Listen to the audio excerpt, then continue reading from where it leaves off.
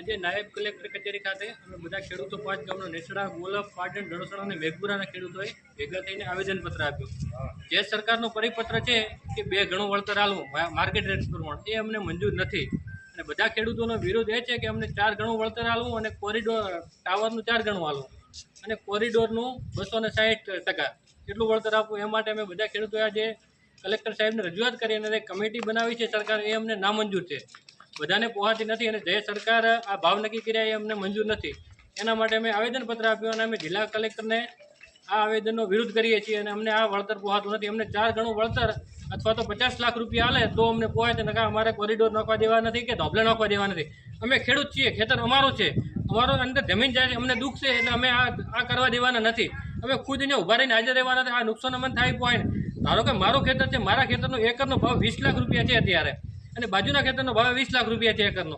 તો મારા ખેતરમાં પોલ આવ્યો એટલે મારા ખેતરનો ભાવ થઈ ગયો 10 લાખ રૂપિયા એકરનો અને બાજુવાળા ખેતરનો ભાવ છે 20 લાખ રૂપિયા. હવે એનો તો માર્કેટ રેટ એનો એ રહેવાનો છે. 25 વર્ષ પછી મારા ખેતરનો ભાવ તો 15 લાખ જ રહેવાનો અને બાજુવાળું જે ખેતર છે 20 લાખ એકરવાળું, એનો 1 કરોડ થઈ જાય છે. તો અમારે માર્કેટ વેલ્યુએશન ડાઉન છે, એનું વળતર કોણ હાલશે? અત્યારે તો ચલો 20 લાખ કે 25 લાખ હાલીને સરકાર અને કંપની બધા છૂટા થઈ જશે, પણ અમને અમારા હાથે ન્યાય ક્યાં છે? ખેડૂત હાથે ન્યાય નથી.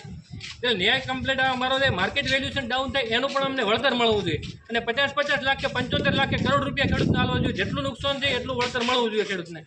એવી અમારી મોગ સાથે આજે નાયબ કલેક્ટર પાસે અમે આવેદનપત્ર અમારું આપ્યું અને અમારી તો માગો પૂરી થશે તો અમે હજી વધારે આંદોલન કરીશું અને બધા ખેડૂતોની એકતા સાથે રાખી અને અમને અમારો વિરોધ રહેશે. બધા ખેડૂતો અમે સાથે જઈએ. 5 ગામના આખા સોયગામ તાલુકામાં આ નુકસાન અમને પહોંચતું નથી. અમારો ખેડૂત છે, અમારો જીવ જાય છે અને વિકાસ તમારે કરવો તો વિકાસ કરો, કોણ ના પાડે છે?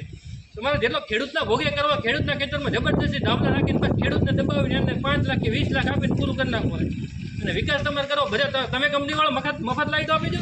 ક્યાં મફત લાઈટો આપે કંપનીવાળા? કોઈને મફત લાઈટો આપતા નથી. 7 રૂપિયા 9 રૂપિયા કંપનીમાં 1 રૂપિયા યુનિટના રહે છે. અમારે ચાલો 60 ધાબળા આવે છે. 1 કરોડ આલો તો 1000 કરોડનો પ્રોજેક્ટ છે. 1 કરોડ આલો 60 કરોડ રૂપિયા અમને જાય. એમને હાલવું નથી કે ખેડૂતને 5 લાખ હાલીને ખેડૂતને પૂરું કરી નાખવું છે. એટલે આ બધો અમારો વિરુદ્ધ છે. અમને અમારું પૂરતું વળતર નહીં મળે તો અમારું આંદોલન ચાલુ રહેશે અને અનશન આંદોલન ચાલુ રહેશે અને મામલતદારમાં આવીને કલેક્ટર કચેરીમાં આવીને અમે બેસતો અમારો વિરુદ્ધ જાહેર રહેશે.